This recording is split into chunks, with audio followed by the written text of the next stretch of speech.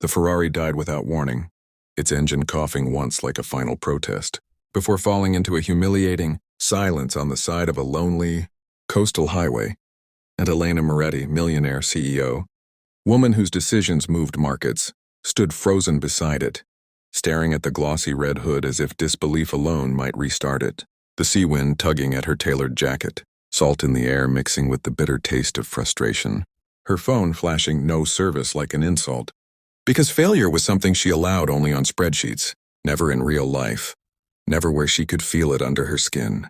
And as she paced the roadside calculating lost time, missed meetings, and the damage to her perfect schedule, a small, uncertain voice slipped into the noise of the wind.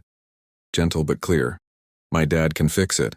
And Elena turned sharply, instinctively annoyed, only to find herself looking down at a little girl standing a few steps away, no older than 7, barefoot on cracked asphalt, her dress faded but clean, her dark eyes calm in a way that felt strangely out of place, and Elena forced a polite smile, exhaustion softening her sharp edges as she replied, "That's kind of you, sweetheart. But this car needs a professional," because she had spent her life trusting experts, systems, warranties, things with guarantees, but the girl didn't flinch or retreat. She only repeated softly, almost like a secret meant just for Elena, "Dad fixes things people say can't be fixed," and something about the certainty in those words unsettled her, because Elena had built her empire by believing the opposite, that some things, once broken, stayed that way, and she glanced down the empty road, stretching endlessly in both directions. No cars, no help, no signal, only the heat and her pride. And before she could stop herself, she asked where her father was, and the girl pointed toward a narrow dirt path disappearing into a line of trees, saying simply, "This way," and against logic, against instinct, against the voice in her head that warned her she didn't follow strangers.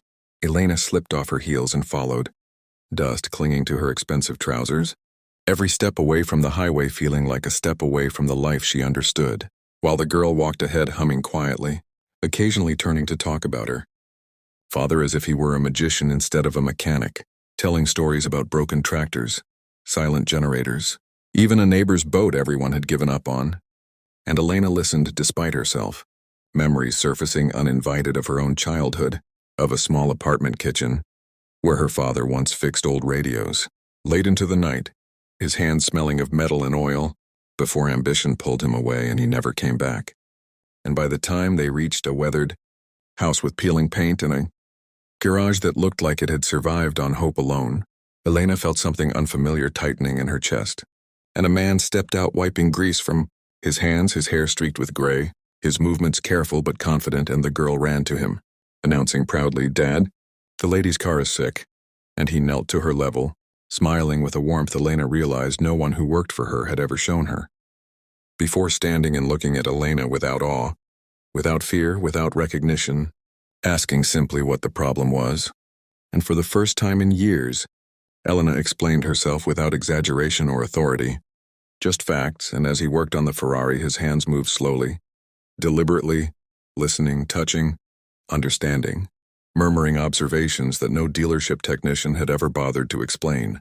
And as minutes stretched into an hour, Elena found herself sitting on an old crate, watching the sea wind cooling her skin, the constant tension in her shoulders easing without permission. And when the engine finally roared back to life, the sound hit her chest like a wave, sharp and emotional, and she laughed, an unguarded, breathless laugh that surprised her as much as anyone, and instinctively she reached for her wallet, pulling out cash without counting. But the man gently pushed her hand away and said, "No payment." My daughter wanted to help, and Elena froze, staring at him, then at the girl who smiled shyly, and in that moment something inside her cracked open, because no deal, no bonus, no victory had ever felt as meaningful as this kindness that refused a price.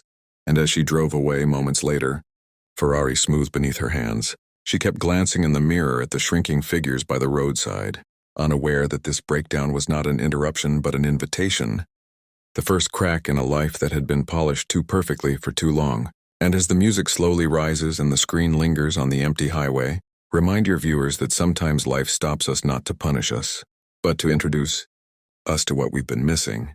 And if this story is touching your heart, subscribe to the channel, because what happens next will change everything Elena believes about success.